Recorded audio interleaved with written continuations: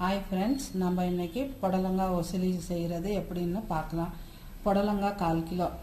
இதை நல்லா வாஷ் பண்ணி இந்த பாருங்கள், இந்த மாதிரி அரிஞ்சு வச்சுக்கணும். அதுக்கு தேவையான பொருட்கள் சொல்கிறேன். புடலங்காய், வெங்காயம், ஒரு வெங்காயத்தை இந்த மாதிரி நறுக்கி வச்சுக்கோங்க. 2 பச்சை மிளகா, 4 பல் பூண்டு, கருவேப்பிலை, கொத்தமல்லி தழை. இது கார்னிஷிங்க்கு. இப்போ நான் அரைக்க வேண்டிய பொருட்கள்லாம் சொல்லிடுறேன். 2 பச்சை மிளகா, சோம்பு, இஞ்சி, 4லேருந்து 5 இல்லை 6 பல் பூண்டு, 2 பட்டை, 2 லவங்கம், 1 ஏலக்காய். இதை ஃபஸ்ட்டு மிக்சியில் போட்டு நல்லா பொடிச்சிக்கிட்டு அதுக்கப்புறமா அதை கூடவே பொட்டுக்கல்லுன்ற சட்னி கடலை. நம்ம இதை கடலைப்பருப்பு ஊற வச்சு கூட பண்ணலாம். ஆனால் நம்ம இருக்கிற நேரத்துக்கு தகுந்த மாதிரி பண்ணுறதுனால இது போட்டுட்டு நான் பொட்டுக்கல்லை போடுறேன் நான். அப்புறம் இதுக்கு தேவையான அளவு உப்பு, தாளிக்கிறதுக்கு எண்ணெய், மஞ்சத்தூள், அப்புறம் மேலே கார்னிஷிங்க்கு தேங்காய் துருவல். இப்போ நம்ம இது செய்முறையை பார்க்கலாம். அடுப்பை பற்ற வச்சு கடாயை வச்சு நமக்கு தேவையான அளவு எண்ணெய் ஊற்றிக்கணுங்க. எண்ணெய் காஞ்ச பிற்பாடு தாளிப்பு. தாளிக்கிறதுக்கு முதல்ல கொஞ்சமாக கடுகு பாருங்கள் நல்லா பொரிய ஆரம்பிச்சது. கடுகு பொரிஞ்ச பிற்பாடு நல்லா பொரியணும். ஏன்னா கடுகு பொரிஞ்சிச்சுன்னா கமகமான வாசனையாக இருக்கும், நல்லாவும் இருக்கும், பார்க்கவும் அழகாக இருக்கும். கடுகானால கொஞ்சமாக உளுத்தம் பருப்பு. இது 2 பொரிஞ்ச பிற்பாடு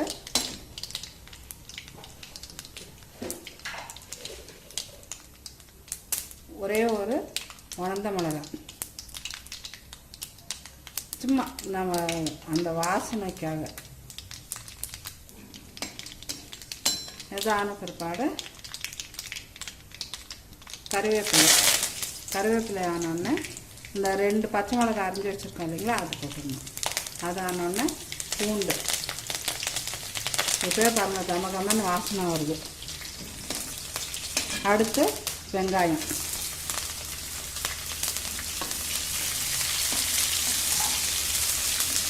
வெங்காயம் போடுறப்பவே இது அந்த டிஷ்ஷுக்கு தேவையான அளவு உப்பு போட்டுட்டு அதிலே கொஞ்சம் மஞ்சத்தூள்.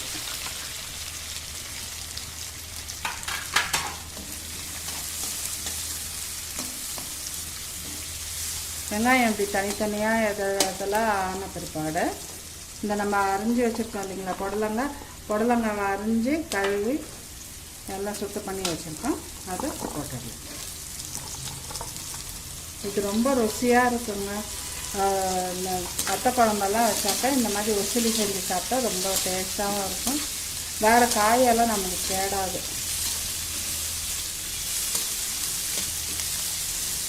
நம்ம உப்பும் போட்டாச்சு, எல்லாம் பண்ணியாச்சு. இப்போ இதில் கொஞ்சமாக தண்ணி தெளித்து அப்படியே ஒரு லிட்டு போட்டு மூடி வச்சிடலாம்.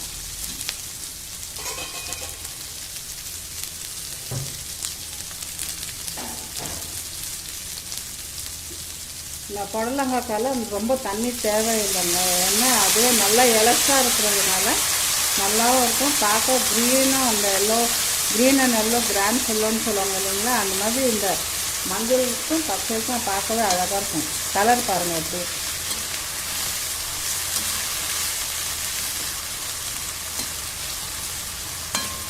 இப்போ நம்ம பொரியலாக வேணும்னா இதோட விட்டு தேங்காய் துருவி போட்டுட்டோம்னா, கொத்தமல்லி கார்னிஷ் பண்ணி வச்சுட்டோம்னா இது பொரியல். இப்போ நமக்கு உசிலின்றதுக்கு அந்த அரைச்சி வச்சுருக்க பொடியெல்லாம் கடைசியாக போடணும். நான் அந்த அரைக்க கொடுத்து சொன்ன பொருளெல்லாம் இப்படி மிக்சியில் போட்டு பொடிச்சு வச்சுருக்கிறேன். அதாவது பொட்டுக்கல்லை, பட்டை, லவங்கம், ஏலக்காய், சோம்பு, இஞ்சி, 2லேருந்து 3 பல் பூண்டு, அப்புறம் 1 பச்சை மிளகாய். இதெல்லாம் போட்டு இப்படி பொடிச்சு வச்சுருக்கேன். இப்போ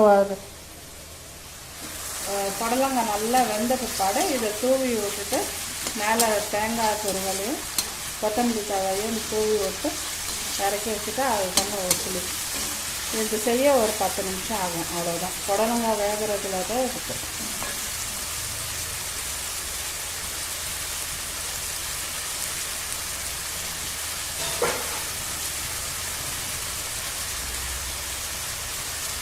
இப்படி மூடி வச்சிடலாம். ஃப்ரிட்ஜ் ஓப்பன் பண்ண பிற்பாடு காயை எடுத்து இப்படி கட் பண்ண பாருங்கள், நல்லா வெந்துடுச்சு. இப்போ அடுத்து நம்ம எடுத்து வச்சுருக்கோம் இல்லைங்களா அந்த பொடி, அதை மேலே தூவி விட்டால் போதும்.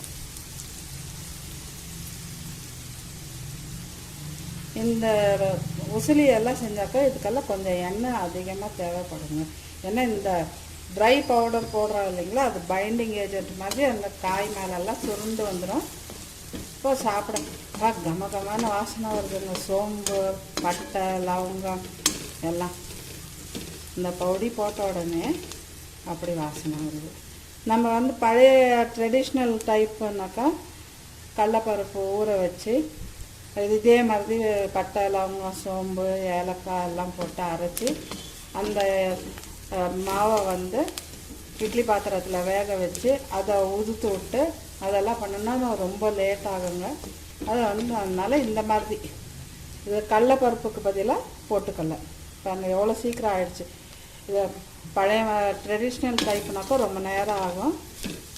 இப்போல்லாம் இந்த மாதிரி பண்ணுறாங்க. யார் வேணாலும் செய்யலாங்க. இப்போ அங்கே ரெடி ஆயிடுச்சு. அதுக்கு மேலே கார்னிஷிங்க்கு கொத்தமல்லி தழை, அப்புறமா ருசிக்கு தேங்காய். நம்மளோட புடலங்காய் உசிலி தயார்.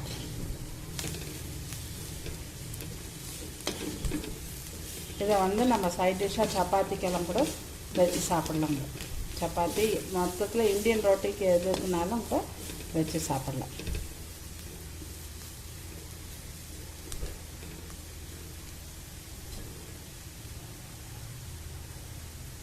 கருவேப்பிலெல்லாம் போட்டு தாளிச்சிருக்கிறதுனால தேவையில்லை. நமக்கு விருப்பப்பட்டால் இப்போ நம்ம வீட்டுக்கு கெஸ்ட்டுங்க யாராவது எல்லாம் வராங்கன்னாக்கா முன்னாடி மேலே பார்க்க அழகாக தெரியணுன்னா இன்னும் கொஞ்சம் பச்சை கருவேப்பிலையும் கொத்தமல்லியும் இன்னும் கொஞ்சம் கூட தூவலாங்க. ஆனால் ஒவ்வொரு புடலங்காய் மேலேயும் இந்த பாருங்கள், இந்த மாதிரி எல்லாம் பருப்பு எல்லாம் மேலெல்லாம் சுருண்டு வந்திருக்கணும். அப்போ தான் அது கரெக்டான பதம். இல்லை பத்தலைன்னா நீங்கள் இன்னும் கொஞ்சம் அந்த பொடியை கூட போட்டுக்கலாம். இப்படி மேலே தூவி விட்டிங்கன்னா அந்த சோம்பு வாசனை எல்லாம் ரொம்ப நல்லாயிருக்கும். இந்த பாருங்க,